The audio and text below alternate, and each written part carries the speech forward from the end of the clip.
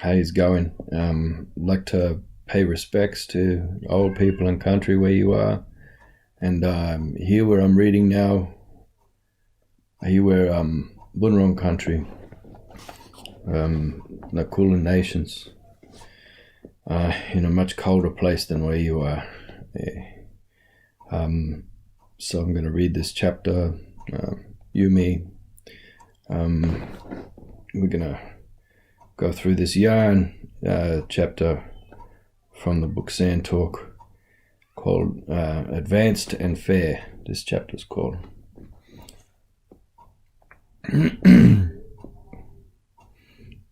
This is a yarn about yarns, a meta yarn if you like. Us two will find marginal stories and grand narratives twisted together in macabre ways here as we stand in a noisy hall outside a high school science lab.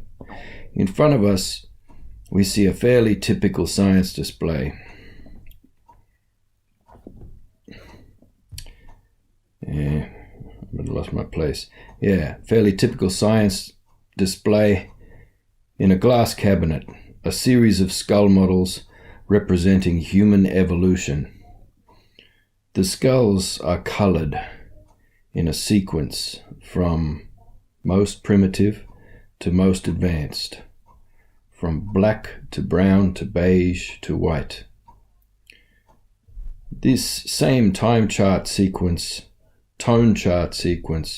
is repeated in the evolution posters on the wall, which clearly show dark apes progressing through eras of gradual melanin loss until finally arriving at the pinnacle of progress, the Nordic male. As we stand there, us two, giggling like naughty bubs at the big dirty joke in front of us, a teacher approaches, shaking his head. He's been unimpressed over the last 2 days by the professional development training we've been delivering for school staff about Aboriginal perspectives. There you are, he says. What are you looking at that for?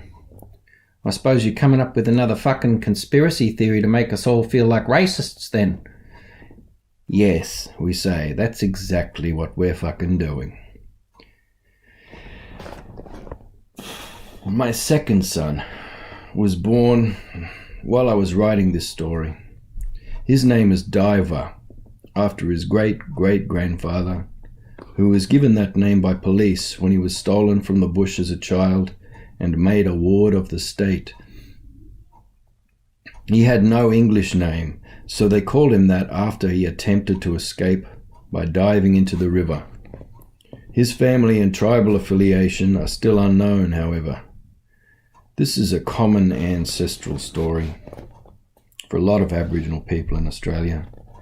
Many are told they have no right to exist because they're unable to claim a tribal identity based on registered bloodlines, or are unable to name these because of relatives who've passed for white and, understandably, wish to keep their prosperity intact.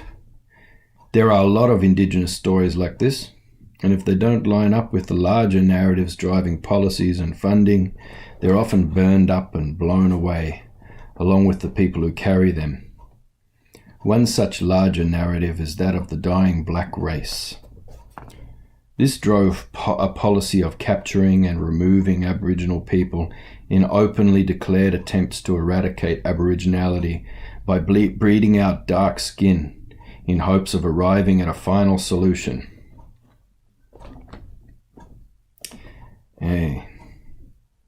Well, it didn't work. Although the narrative has enjoyed something of a revival lately. We're still here, and you can ridicule or deny or regulate or modify or limit our identities based on whatever new narratives you like, but we're not going away. Maybe at the start of the next century, some red-headed Chinese blackfella will be camping on what used to be Parliament House, cooking up a wombat and dancing up stories of how this all came to pass. And my boy, Diver, blonde as his mother's Irish dad, will still be here, telling our stories and passing on our culture, a proud scion of 2 Aboriginal families and a bunch of mad Celts. That word scion is S-C-I-O-N.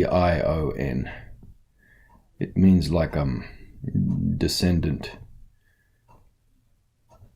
coming out from there. So that's Little Diver's second name, Scion. His third name is Jumma, so his namesake of the old fellow keeps the forever yarns.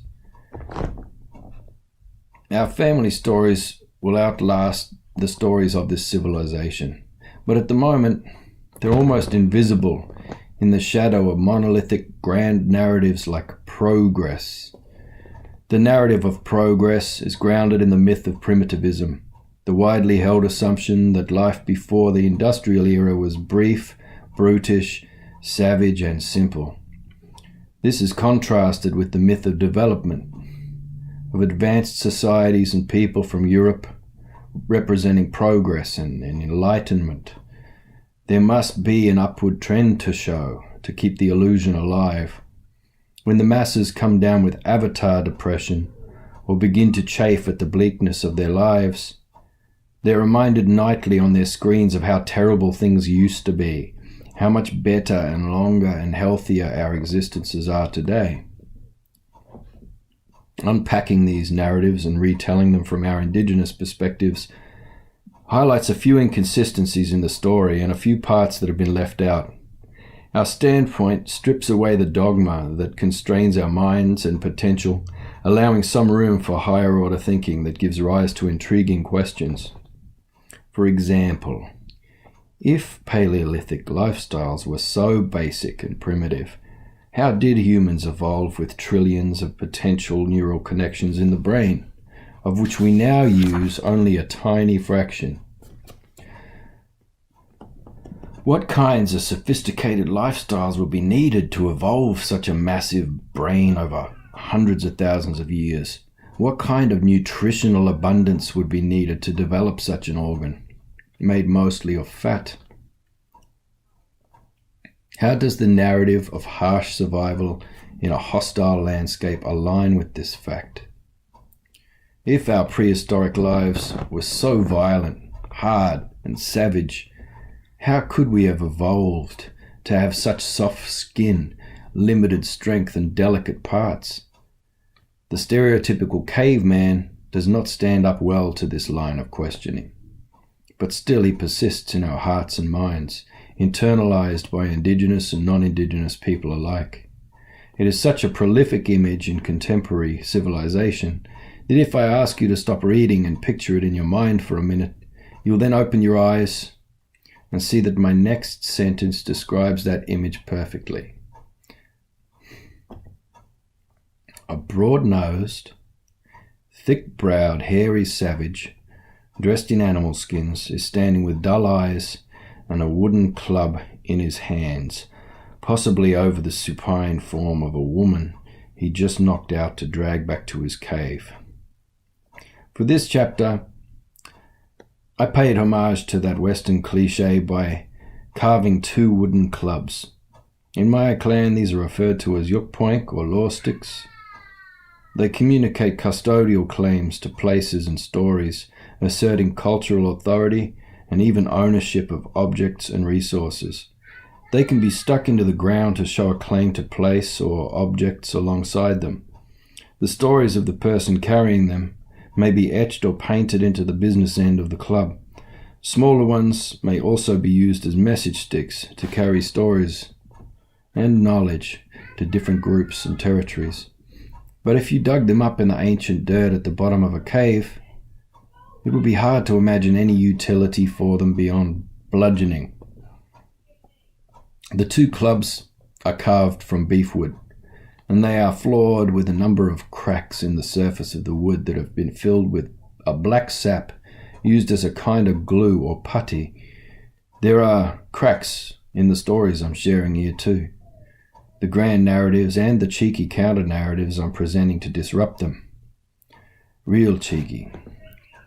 I yarned with a lot of different people while I carved out the ideas and stories in this chapter, but nobody would engage with my critique of primitivism, Their eyes just glazed over, and I felt like I'd hit some kind of firewall installed through Sunday morning cartoons. They all engaged with my story about Prussia, though, which surprised me because it's probably the most lunatic, incendiary rant that's ever fallen from my lips. But before we get to that, we'll continue the lonely business of tipping the sacred cows of primitivism and progress. The myth of the primitive is a constant touchstone and counterpoint to the narrative of progress. It is used across science, with almost every explanation of human phenomena containing the words "back when we were cavemen," with pop science pundits using this mythology to justify everything from social media addiction to rape. My favorite assertion was from a doctor who said that the first medical tool was a stick that cavemen used to poke unmoving people to see if they were dead, which suggests they're able to determine a hell of a lot of cultural information from a small pile of bones discovered around the world, the sum total of which would fit in the back seat of your car. True God. On the bright side, researchers are always happy to modify this story when new information comes to light. For example, when DNA from the iconic Neanderthal was discovered in all Europeans, overnight announcements changed the narrative. Hey, we're discovering that Neanderthals were actually a lot more sophisticated than previously thought. Not every new discovery entered the story, though. When it was found that Neanderthal women carried much the same suite of bone injuries as men, similar to the fracture patterns of rodeo clowns, there was a brief silence before the men were hunters and women were gatherers narrative continued unchallenged. The clean healing of those injuries also suggested that people cared for each other in ancient times and had fairly advanced medical practices as well as a diet rich enough to mend bones quickly. There was even evidence of disabled people being cared for well into their twilight years. But that doesn't fit the dominant narrative of brutish misery and short lives, with only the strongest and most psychotic individuals dominating and surviving against all odds, killing everyone else and spreading their superior seed. There is a reason not many ancient human bones have been discovered. Until very recently in human history, most people had funerary practices that included sky burials. This involved placing the body on a platform to be eaten by birds and animals, with remaining large bones carried by mourners for a respectable period, before being stored in trees or caves or logs or dunes, or broken up into small pieces as part of mourning rituals.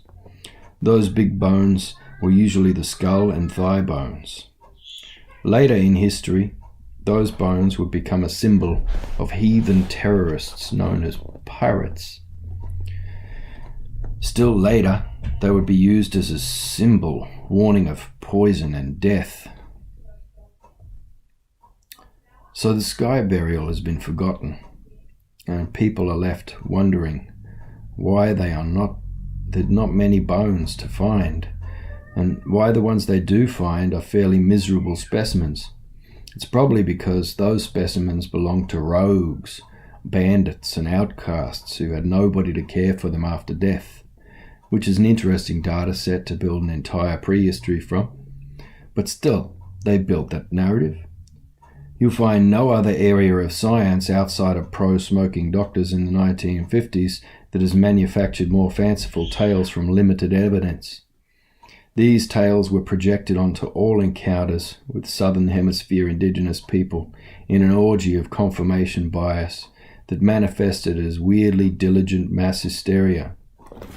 Stories are powerful tools and can be even more powerful weapons in the hands of malignant narcissists. If you want to take control of your life or work towards some kind of sustainable change in the world, you need to harness the power of story. So, there's a symbol I use to mark a way of thinking that I call story mind. This one here.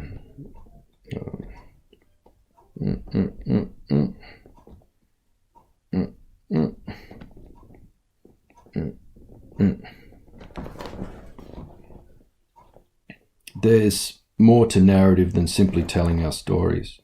We have to compare our stories with the stories of others to seek greater understanding about our reality.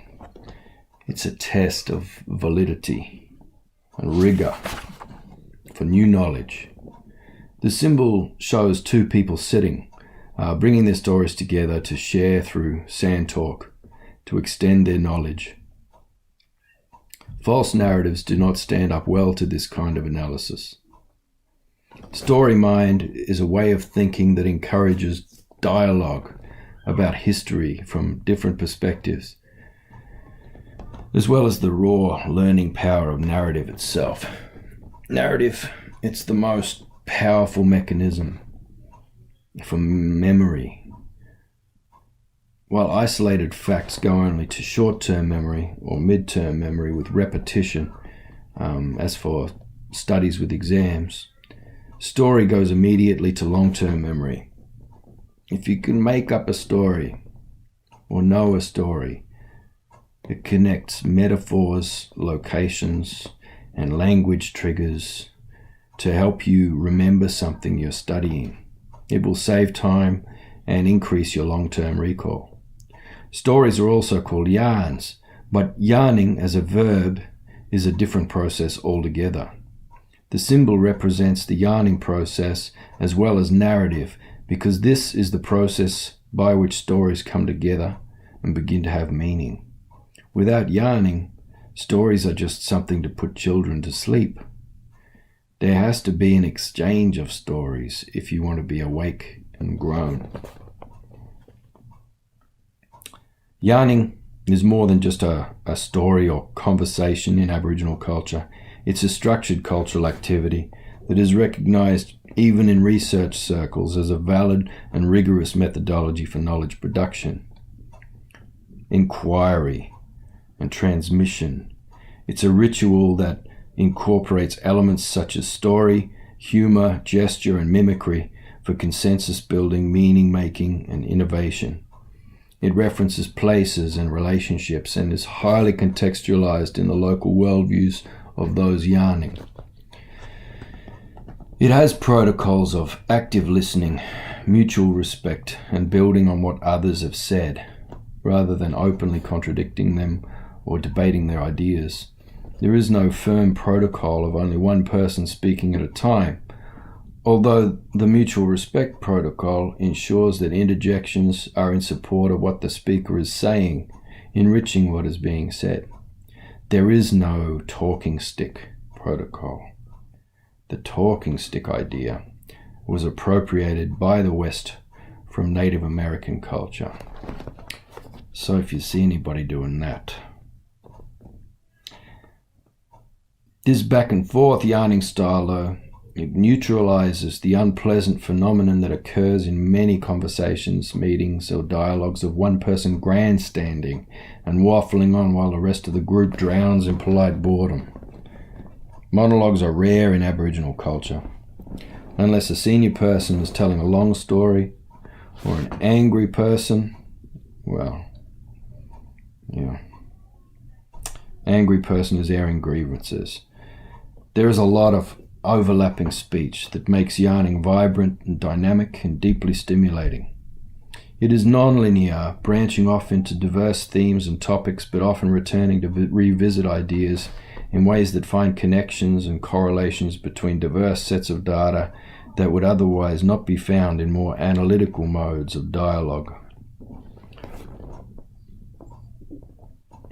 There may be periods of comfortable and communicative silence that are reflective and not considered to be awkward.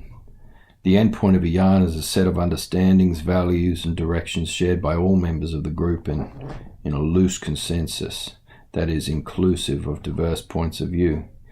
The primary mode of communication in yarns is narrative, the sharing of anecdotes, stories, and experiences from the lived reality of the participants. Sand talk may be incorporated, as people sketch images on the ground or even in the air to illustrate a point or map out a place. Physical demonstrations are included as people act out events occurring in stories. Sharing drink or food is often part of the ritual, most commonly cups of tea today. Often yarning will occur around a shared material cultural activity like weaving, painting, string making, ceremony preparation, and even things like crossword puzzles and setting up birthday party decorations. Yarners will usually sit in a group so that everybody can see everybody else, or in a rough circle maybe. Whatever shape the formation takes, it has no stage or audience spaces. This removes hierarchical barriers to consensus and also avoids the shame that often comes with being in the spotlight or having to speak in front of an audience.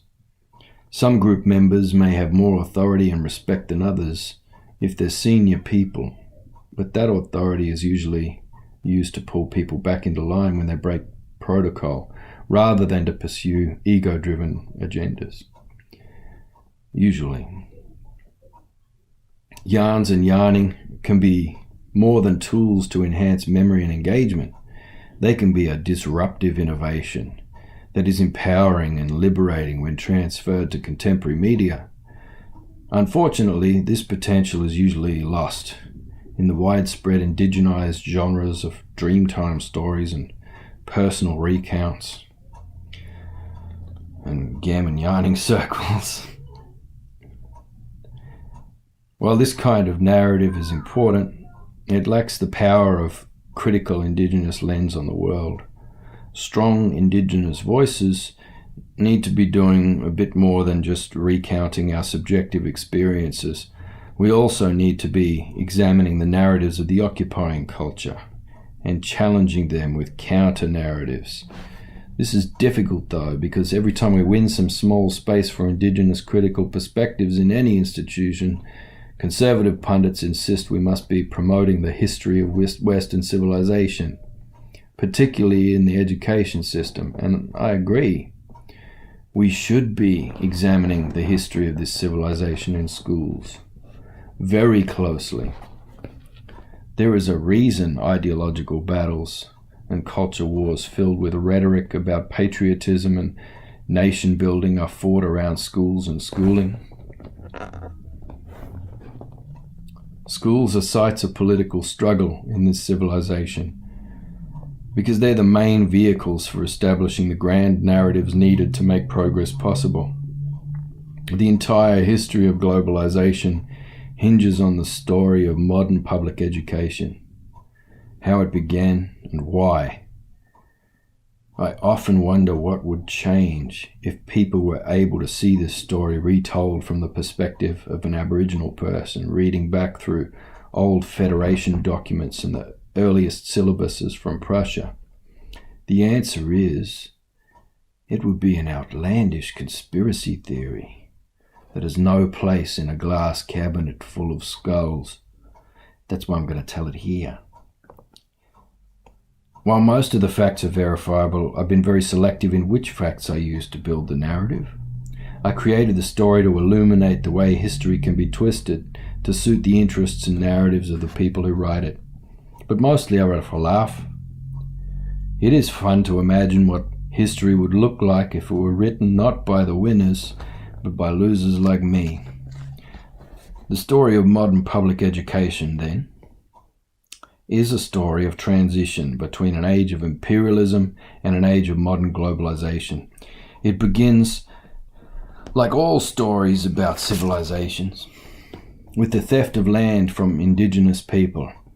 The people were the Prusai, natives of an area between modern-day Germany and Russia, who lived there from at least 9000 BCE. They traded amber and hemp across Europe and into Asia, but mostly they lived by hunting and fishing. They maintained this society right up until the 13th century.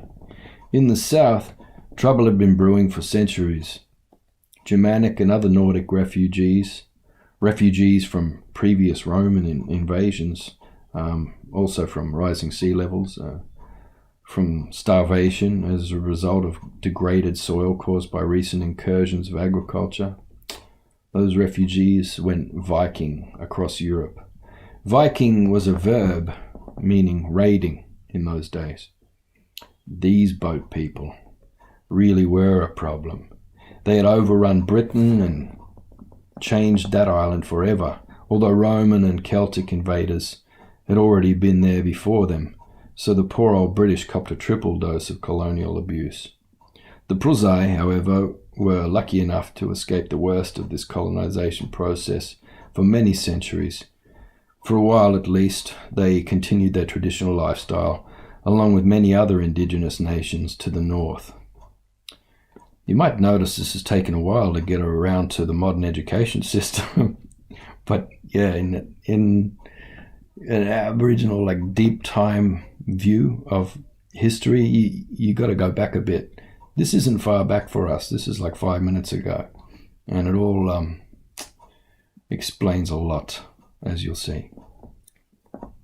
So back then, there weren't single big nations like today, but plurinational groups of regions, bioregions, lots of regions with all different laws, languages, and customs shaped by the land in that region. Very much like Australia was before colonial occupation. Big countries with one law, one language, and one people are a very, very recent invention, designed to facilitate more effective control of populations and resources for economic purposes. This is why, after the Romans had left the Germanic regions, the rich landowners struggling for dominance there worked hard to restore the Roman system of social control. They fought to reinstate this power system for 1,000 years, with many small states battling each other for supremacy. The Roman eagle standard emblazoned on their coats of arms. This obsession with Rome would cause some problems down the track, particularly for the indigenous Prusai to the north. In the 13th century, an organization called the Order of Teutonic Knights, and this is important, the Order of Teutonic Knights broke away from the other German regional groups and decided to create its own new state. The site the Knights chose was Prusai land, so they invaded and exterminated or assimilated the Prusai people, making the entire population Teutonic. In classical and fantasy art, however, you won't find any images of knights wiping out indigenous people. What you will find instead are armored heroes, white knights bravely slaughtering beasts, dragons, and mythical monsters. These creatures came to represent the tribal cultures of the world. The romantic European image of the knight slaying the dragon is actually a hidden reference to the systematic genocide of what were called pagan peoples. This European tradition of propaganda, in which victims of genocide are portrayed as dangerous animals, was later used to great effect against the Jews and even our mob here in Australia, who up until half a century ago were often considered animals rather than human citizens. By 1281, the Order of Teutonic Knights had all but wiped out the native Prusai and created the new state of Prussia. The interesting thing is that these white knights had been heavily involved in the Crusades, in which the Roman Church had been fighting a Christian war for centuries to take over Jerusalem and other holy places. They failed to do so badly that instead of bringing Europe to the Middle East, they brought the Middle East back to Europe in the form of a system of government that they'd seen there and liked.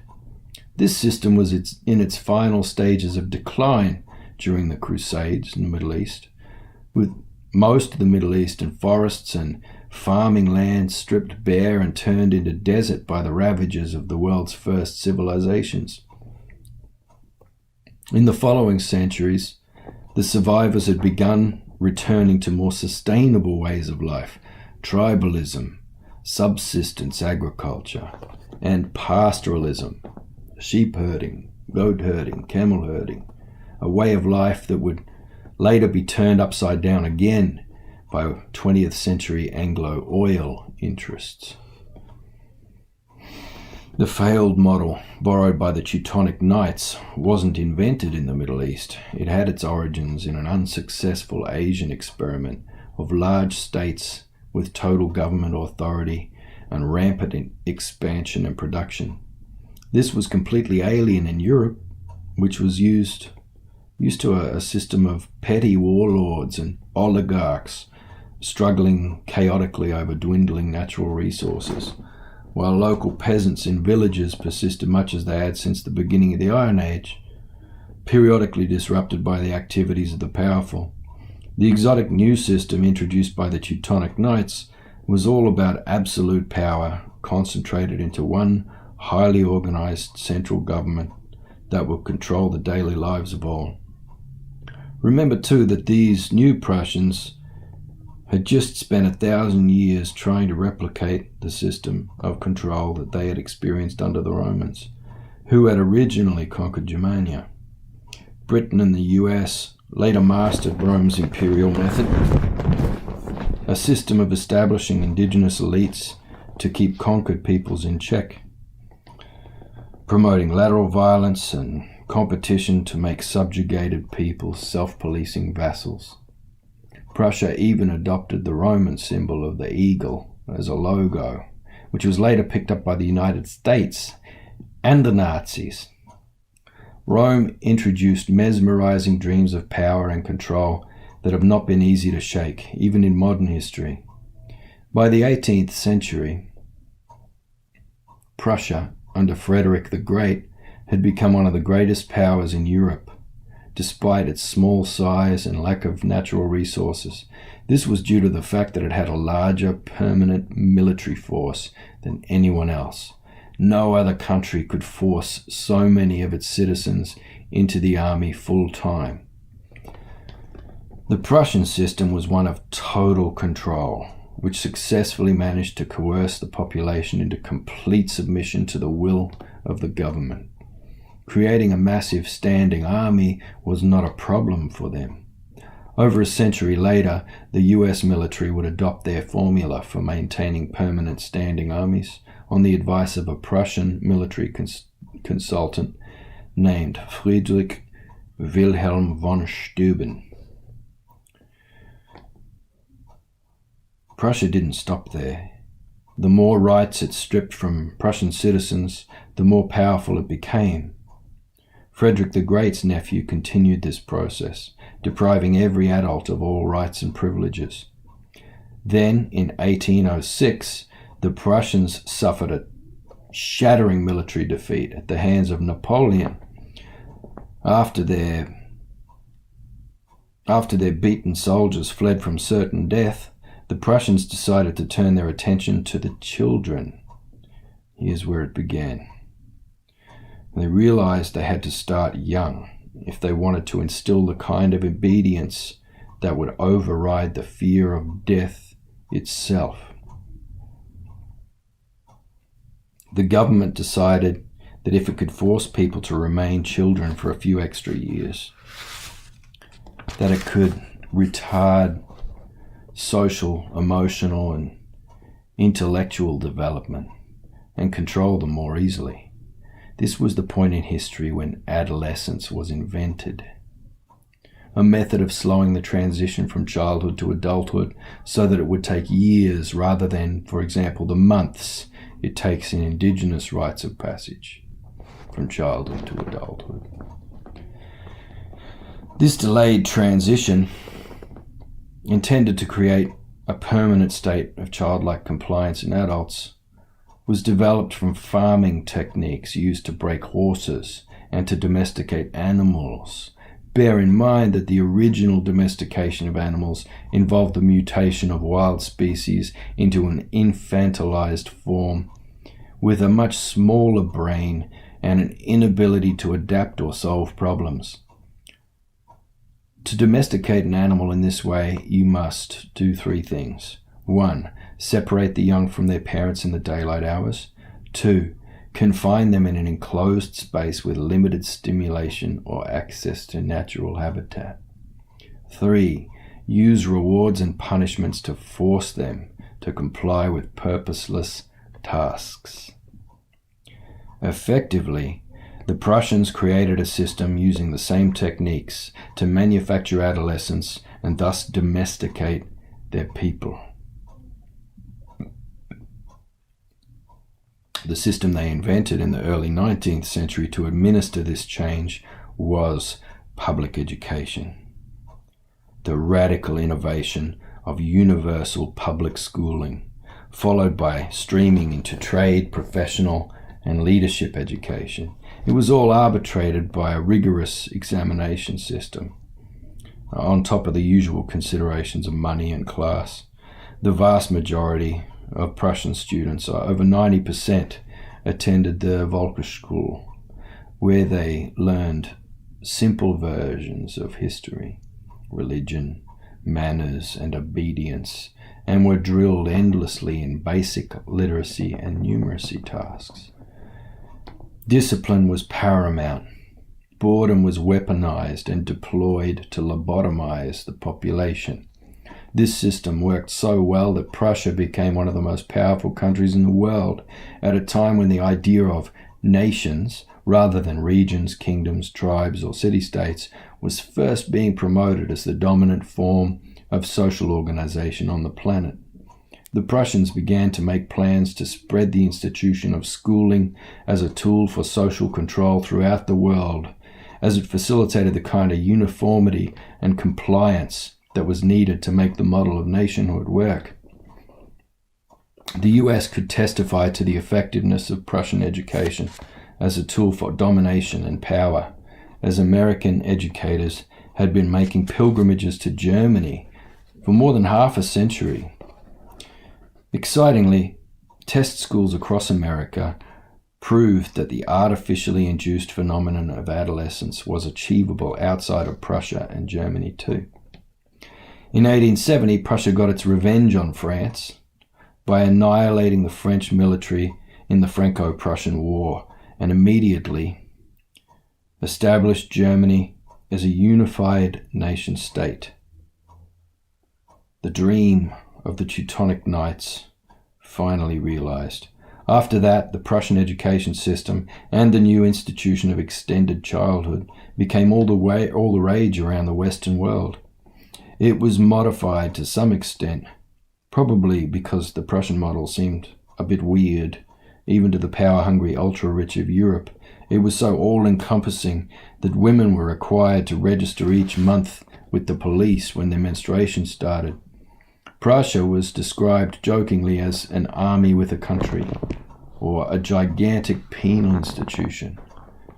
Towns and cities were built like prison blocks, grey grids of rigid cubes and plain surfaces. The government worked hard to cleanse the society of homeless people, gypsies, Jews, and homosexuals as they expanded and enforced their embryonic doctrine of eugenics. Their motto for education was Arbeit macht frei, I think how you say that, which means work sets you free. This was a slogan that the Nazis adopted and later placed above the gates of concentration camps, including Auschwitz, used for Jewish slave labor and extermination. There are many schools in Australia today with a similar motto in Latin, labor omnia vincit, work conquers all. Now, as ever, the creation of a workforce to serve the national economy is the openly stated goal of public education. And as ever, the inmates of this system are told that their enthusiastic compliance with forced labor will be in their best interests at some future point. Germany's compulsory education system expressed 6 outcomes in its original syllabus documents. 1. Obedient soldiers to the army. 2. Obedient workers for mines, factories, and farms. 3. Well-subordinated civil servants. 4. Well-subordinated clerks for industry. 5. Citizens who thought alike on most issues. 6. National uniformity in word, thought, and deed. And it spread like wildfire to Hungary in 1868, Austria in 1869, Switzerland in 1874, Italy in 1877, Holland in 1878, Belgium in 1879, Britain in 1880, and France in 1882. From there it quickly expanded further to European colonies, including Australia. As we've seen, the US had been involved much earlier, with even Benjamin Franklin advocating the Prussian system. In 1913, Woodrow Wilson established the Federal Reserve, copying Germany's centralized banking system too. This way, the state would control both learning and money, just like Germany did. As the 20th century wore on, more interesting links emerged between Germany and the US, both drawing on the symbols and dreamings of ancient Rome, because Germany's old obsession with ancient Rome hadn't gone away. They called their leader Kaiser, German for Caesar. They adopted the symbol of the Roman fasces, which are bundles of rods with an axe that once represented Roman state power. The US followed suit. American education documents emerged with those same symbols of the fasces printed on the covers, and today the fasces are still a prominent symbol of American power, proudly on display in many official ceremonies.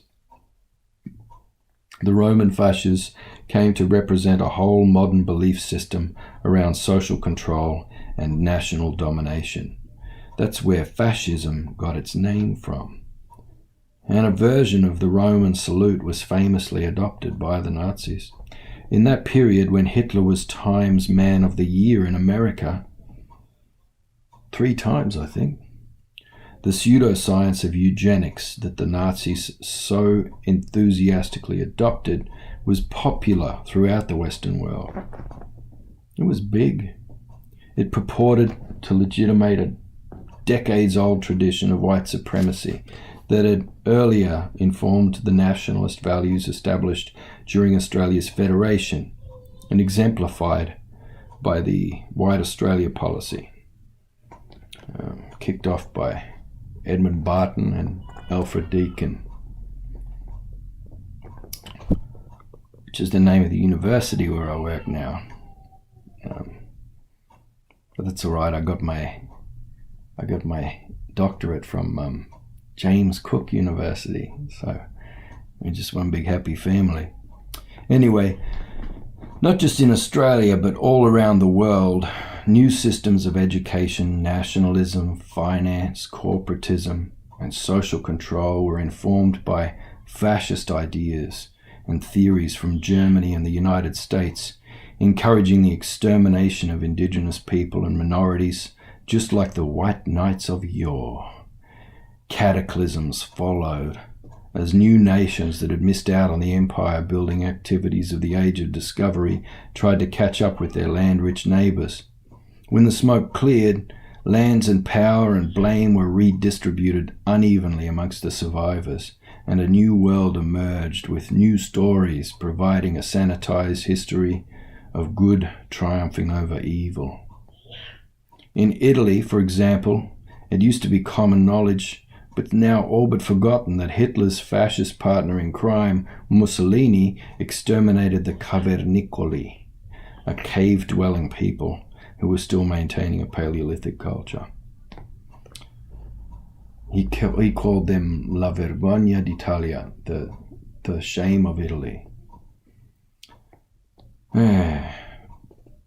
So the structural racism installed through Prussian-style schooling and the eugenics movement would not be discarded, merely rebranded.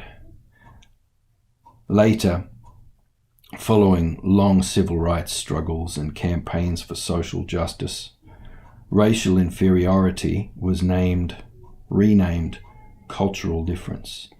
Racial integration was called reconciliation. In the colonies, assimilation was relaunched as closing the gap. The language became more politically correct, but the globalizing goals of cultural uniformity, economic compliance, and homogenized languages and identities remained the same. In my crackpot version of this history, and it is crackpot, public schooling plays a principal role in the story of transition from one age to the next. It's by no means a complete account. But I hope this marginal perspective is enough out of the box to provoke some questions regarding the sustainability of the global systems that shape our minds and our lives and our young people. Where is our current turbulent period of transition taking us? Do we want to go there? What formal knowledge transmission, aka education, need to take during this transition? Us too may also tentatively wonder whether our minds are now too domesticated and shriveled even to contemplate these questions effectively. A good way to begin might be to listen to as many divergent versions of this history as possible, from many points of view. I have particularly learned a lot from feminist versions of this story, but also from libertarians and poets and neoconservative professors and the alt-right and the incarcerated. Most important, I've learned from yarns with children, the inmates of the education system. Suddenly I think of us two standing back there at the high school science lab, laughing at the glass cabinet with all those evolution models, and I wonder what kind of stories we will share and seek together from now on. Shh, the teacher's coming. There you are, he says. What are you looking that for? I suppose you're coming up with another fucking conspiracy theory to make us all feel like racists then? Not at all, says us two. We're just admiring your lovely skulls. Tell us the story of how they came to be. And that's that chapter. Oh. Who knows where we are in this global history right now. I think I know where we are in the history of this civilization, because it follows the same pattern as all the other civilizations that came before it. I think right now, if you line us up alongside Rome, we're pretty much at the Caligula phase of things. Caligula and Nero. I'll leave it up to you to decide who Caligula is in this current era. Man, it's an interesting time. And I think there's lots of laughs to be had. So yeah, don't forget to laugh, you mug. Good night.